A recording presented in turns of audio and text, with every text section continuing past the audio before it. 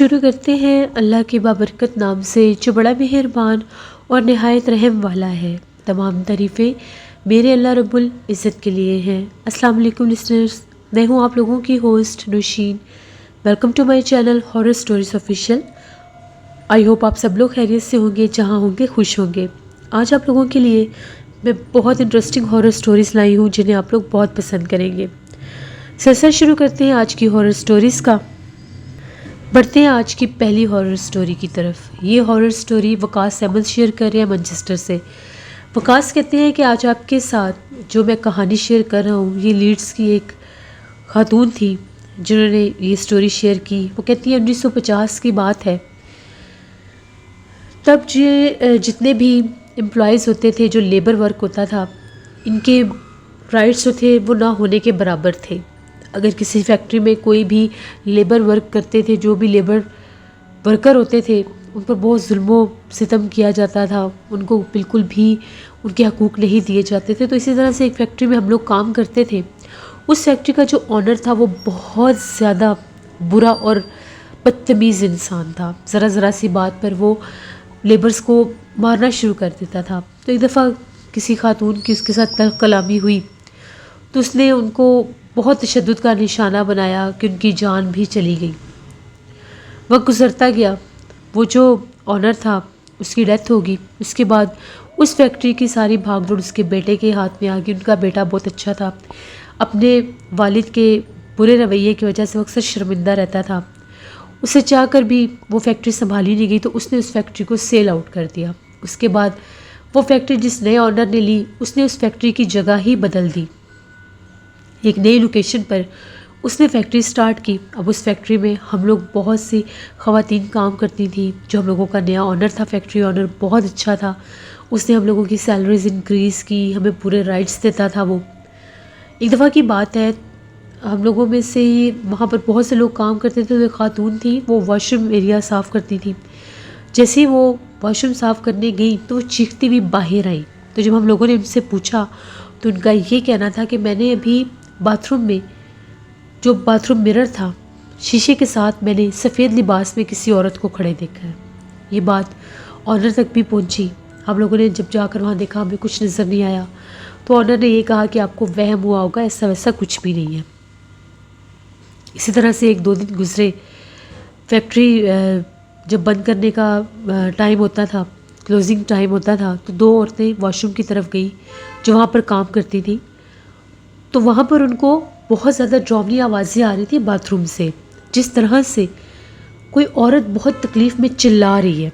उन लोगों ने जब उसकी आवाज़ें सुनी तो उन लोगों ने जब एक बाथरूम का दरवाज़ा खोल कर देखा तो अंदर उनको बहुत भयानक चेहरे वाली सफ़ेद लिबास में एक औरत नज़र आई। वो भी चीखें मारती हुई बाहर भागी कि बाथरूम वाली साइड पर तो हमें भी आज एक औरत नज़र आई है, बिल्कुल वैसी ही जैसे उस दिन वो जो बाथरूम क्लीनर लेडी थी उनको नज़र आई थी। ऑनर बड़ा परेशान कि पता नहीं लोगों को यहाँ पर क्यों ये मामलात इनके साथ अब पेश आ रहे हैं। जब मैंने ये जगह ख़रीदी थी तब तो मुझे ऐसा वैसा कुछ भी महसूस नहीं हुआ। कुछ दिन के बाद ऐसा हुआ कि वो जो ऑनर था, वो जैसे ही हम लोग सारे क्लोजिंग करके वहाँ से निकले तो ऑनर अभी वहीं पर था कि मैं ज़रा देखता हूँ यहाँ पर क्या मामलात हैं क्या नहीं। तो जैसे ही वो कहते हैं कि मैं फैक्ट्री बंद करने लगा तो मैं फैक्ट्री के एक मखसूस हिस्से से गुज़र रहा था।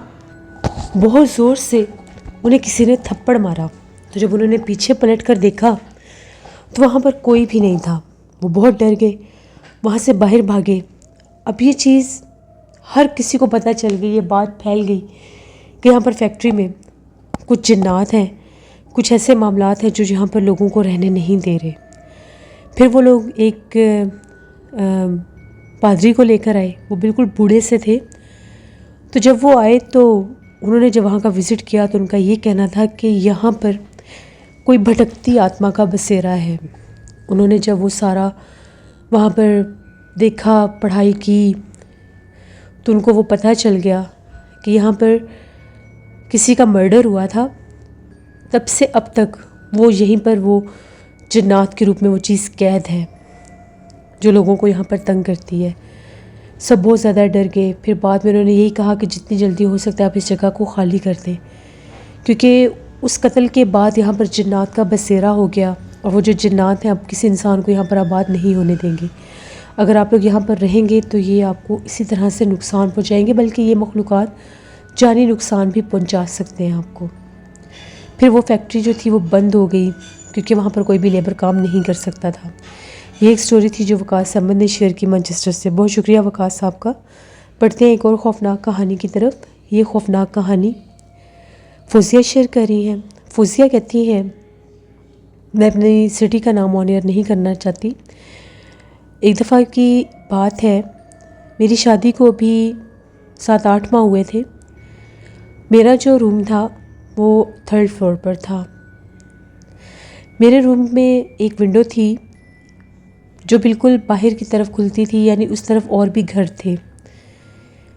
एक घर तो माशाल्लाह से बिल्कुल आबाद था, लेकिन उसके साथ वाला जो घर था वहाँ पर कभी कभार लोग आया करते थे। अब मेरी रूम विंडो से वो दोनों घर ही दिखाई देते थे। जो घर आबाद था जहाँ पर लोग रहते थे वो तो अक्सर अपने छत के ऊपर आया जाया करते थे, शाम में भी रात में भी कभी। तो लोगों का तो मुझे पता था। अभी नई नई सर्दियों का मौसम स्टार्ट हो रहा था। तो एक दफ़ा रात 11 बजे का टाइम था। मैं अपने कमरे में बैठी थी। अब मेरे कमरे में ये सीन था कि जिस तरफ मेरा ड्रेसिंग टेबल था, उस ड्रेसिंग टेबल से वो विंडो साफ़ खुली हुई नज़र आती थी। मैं बेड पर बैठी अपने बाल बना रही थी। एकदम से मेरी नज़र पड़ी तो मुझे ऐसा महसूस हुआ कि जैसे विंडो खुली हुई थी, मैंने कर्टन हटाए हुए थे, ठंडी हवा आ रही थी। ऐसा महसूस हुआ जैसे जिस घर में कभी कभार लोग आते हैं उस घर में जैसे मुझे छत पर कुछ चलता हुआ दिखाई दिया। मैंने पीछे पलटकर देखा तो वहाँ पर कोई भी नहीं था। जैसे मैं मिरर की तरफ फेस करने लगी, 2 मिनट के बाद मुझे फिर ऐसा लगा कि जैसे कोई सर है, बार बार वो झांक कर दीवार से जैसे मेरी विंडो की तरफ देख रहा है। मैं जल्दी से उठी और इस विंडो पर जाकर जब मैंने देखा तो जिस घर में वो लोग रहते थे, जो आबाद घर था, उनके छत पर कोई भी नहीं था। उनके घर का दरवाज़ा बंद था। जो साथ वाला छत था वहाँ पर भी कोई नहीं था। मुझे थोड़ा सा डर लगने लग गया क्योंकि मैंने 2 से 3 बार किसी सर को देखा, पहले चलते फिरते और फिर झांकते हुए। मैंने वो दोनों कर्टन्स आगे कर दिए। थोड़ी देर के बाद मेरे हस्बैंड आ गए। मैंने उन्हें कोई बात नहीं बताई। हम लोग सो गए।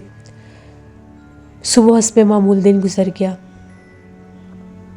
मैं दोपहर का टाइम था तो मैं लंच बनाकर अपने हस्बैंड को भेजा करती थी उनकी शॉप पर। उनको लंच बनाकर मैं भेजकर वो जैसे ही उनकी शॉप से लड़का लेने आया, लंच बना कर दिया। ख़ुद मैंने लंच किया तो थोड़ी देर आराम करने के लिए मैं अपने कमरे में आने लगी। 2nd फ्लोर पर मेरी जेठानी रहती थी। वो अपनी अम्मी के घर गई हुई थी तो 2nd फ्लोर खाली था। 3rd फ्लोर पर मेरे सास ससुर और एक और मेरी जेठानी थी, वो रहती थी। 3रे फ्लोर पर मेरा रूम होता था। वो लोग भी सब अपने अपने कमरे में चले गए कि थोड़ी देर आराम कर लेते हैं, क्योंकि हम लोग सुबह बहुत जल्दी जागते थे। तो फिर दोपहर के खाने के बाद हम लोग कुछ देर आराम करते थे, 1-2 घंटे। मैं अपने कमरे में आने लगी। अभी मैं अपने फ्लोर पर आई ही थी, सीढ़ियाँ चढ़कर छोटा सा एक टीवी लाउंज था, वहाँ पर मैं आई। मुझे अपने कमरे में से किसी के रोने की आवाज़ आ रही थी। ऐसा महसूस हो रहा था कि जैसे कोई लड़की है और वो रो रही है। आवाज़ बिल्कुल मेरे कमरे के अंदर से आ रही थी। मैं हमेशा जाने से पहले अपने कमरे का दरवाज़ा बंद करके जाती थी कि कोई बिल्ली वगैरह अंदर ना चली जाए। कमरे का दरवाज़ा थोड़ा सा खुला हुआ था और अंदर से रोने की आवाज़ें आ रही थी। जैसे ही दोपहर का टाइम था, कर्टन तो विंडो के आगे ही थे, लेकिन रोशनी आ रही थी क्योंकि मैंने विंडो खोली हुई थी, वो रात से ही खुली हुई थी। अभी मैंने थोड़ा सा दरवाज़ा खोला तो मैं क्या देखती हूँ, मेरे बेड के ऊपर कोई लड़की बैठी अपने मुंह पर हाथ रख के रो रही थी। मैं बहुत ज़्यादा डर गई। मैंने पूरा दरवाज़ा खोला, मैं पीछे हटी। उसने अपने चेहरे से जब हाथ हटाए, वो इतनी खौफनाक थी। उसका पूरा मुंह जला हुआ था, उसकी बड़ी बड़ी आंखें थीं। वो सामने बिल्कुल बेड पर बैठी हुई थी जिस साइड पर मैं सोती थी, और वो रो रही थी। बस वो देखने की देर थी, मैं चीखें मारती हुई नीचे भागी। अब एक और भी फ्लोर था जहाँ पर मेरी जेठानी नहीं थी, वहाँ पर भी कोई नहीं था। वो भी सारा हिस्सा क्रॉस किया, नीचे गई। अपने सास ससुर को जगाया, वो जो एक और जेठानी थी उनको भी जगाया। अभी वो लोग लेटे ही थे, सोए तो नहीं थे।